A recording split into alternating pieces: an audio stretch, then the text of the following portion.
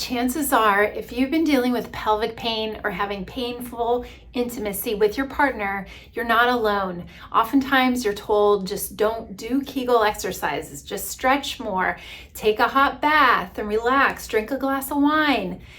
I'm sure you've heard it all, but those strategies aren't necessarily going to help you for the long run. You want to learn the things of 3 daily habits that are going to calm your pelvic symptoms down and stop you from feeling pain and discomfort. My name is Dr. Dawn Andalone. I'm a pelvic floor specialist, and after working with women with pelvic pain and pelvic floor problems, it is very common that women don't know this information. So today we're going to go through 3 simple daily habits that can really be life-changing for you if you are experiencing a lot of tension or pain down in the pelvic area. So having pelvic pain and increased tension down there can be really frustrating and sometimes embarrassing, especially when it comes to being intimate with your partner and it's just not enjoyable, it's just not fun.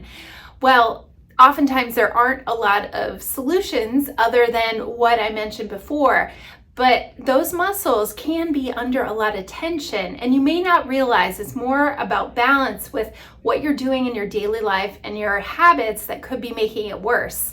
Things like your posture or muscle tightness or tension, or even altered breathing habits and breathing patterns that we can adjust and make your symptoms improve. So by making a few just quick adjustments, you can relieve a lot of that tension and help your symptoms get better on your own. So habit number 1, we want to talk about, you might not realize how much tension you're actually holding in your pelvic floor that you don't even realize. So we hold a lot of tension in our pelvic area when we are stressed, or when we're sitting a lot, or maybe when you're sitting in the car a lot, or just under a lot of emotional or even physical stress. This area is known for, especially for women, our nervous system will guard by pulling in those muscles and clenching and tightening those muscles, along with sometimes our jaw and our upper neck muscles as well. The pelvic floor does coincide with that, and we have to teach those muscles how to fully relax by implementing some of these conscious efforts and actions to be able to help those muscles let go. This even affects you if you work out a lot, you exercise a lot, you may not realize that you're actually tightening and clenching your pelvic floor. I've found this when women have a history of being an ice skater, a ballet dancer, or horseback rider. A lot of those excess motions where you're really having to use your hips and focus on tall, tight alignment and posture and squeezing your muscles for a period of time, you will preemptively just use your pelvic floor and keep those muscles turned on all the time. So these are habits that we have to break. We have to teach you how to be able to let those muscles go. So therefore they can respond better and actually help improve your bladder function, improve your sex life, and so much more. Those muscles can be affected. So here's the fix. You want to release that tension throughout the day. So now that you're aware, because I pointed it out to you, just check into what your body is doing throughout the day when you are in a stationary position. So maybe you're waiting in line for the grocery store. Maybe you're standing and doing dishes. Maybe you're sitting for a long car ride or during your commute. Just check in. Are you tightening and clenching your inner thigh muscles? Are you pulling in those vaginal muscles without realizing it and holding your breath? Or even squeezing and clenching your butt muscles too. All of that is going to affect your pelvic floor. And so being aware, you can just stop and take a deep breath, and going back to some deep breathing exercises and focusing on that will automatically allow your pelvic floor muscles to let go and release. So belly breathing, relaxing the jaw, helping just focus on your abdominals letting go and your butt muscles letting go. A lot of those things can have a long-term result and help over time for your pelvic floor muscles to recognize what actually relaxed is versus being more tense. The next habit is poor sitting posture. Now we know this is bad for our back, but did you know it's actually creates a lot of extra tension in your pelvic floor that it doesn't need? And being able to not sit back on your tailbone, but rather over your sits bones and sitting up in good alignment there, your pelvic floor muscles will have less tension and allow them to relax.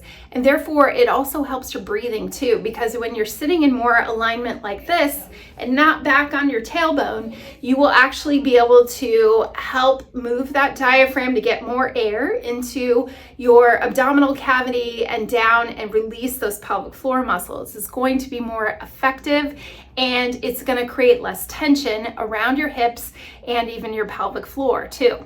So if you're sitting in the car or a nice squishy couch and you catch yourself sitting way back on your tailbone, just put a pillow or even roll a towel right behind your lower back in the small of your back, and that is going to cause your pelvis to rock forward. Pillows can do a lot with propping you up and helping your alignment if you're going to be sitting for a long period of time, or just using some kind of lumbar support that you have built into your car. But the pillows can be helpful in a nice squishy chair or even your office chair as well.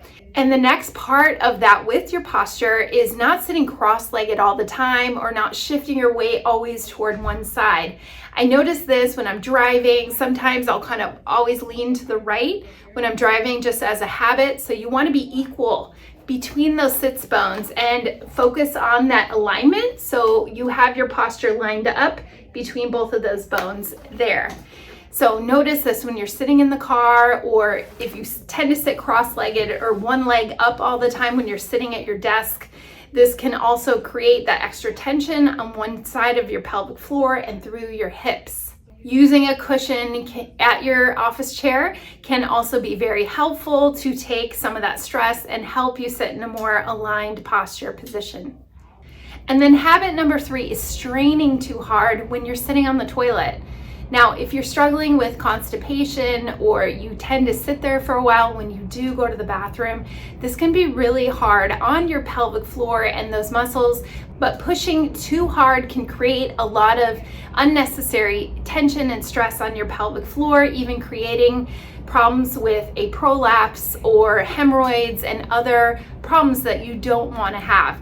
Many women don't realize that their habits while sitting on the toilet can create long-term stress for their pelvic floor muscles.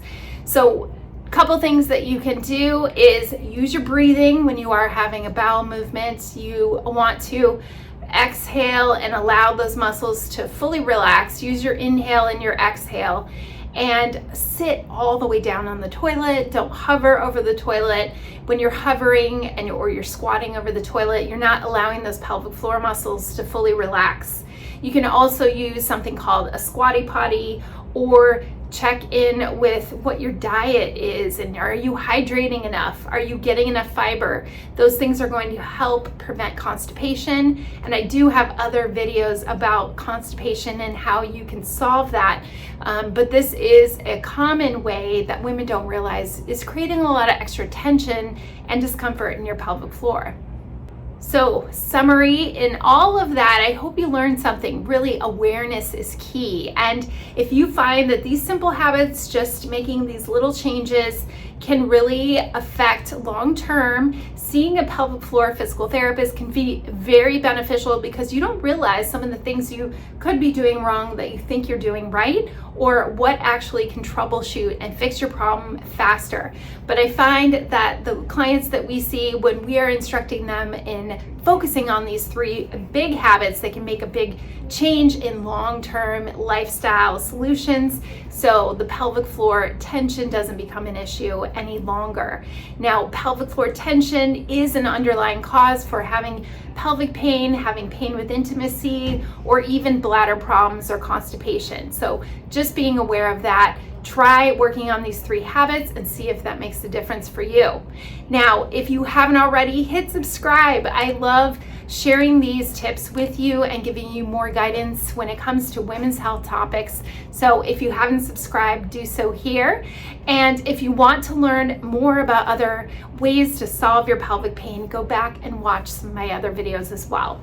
Thank you so much for watching, and we'll see you again in another video.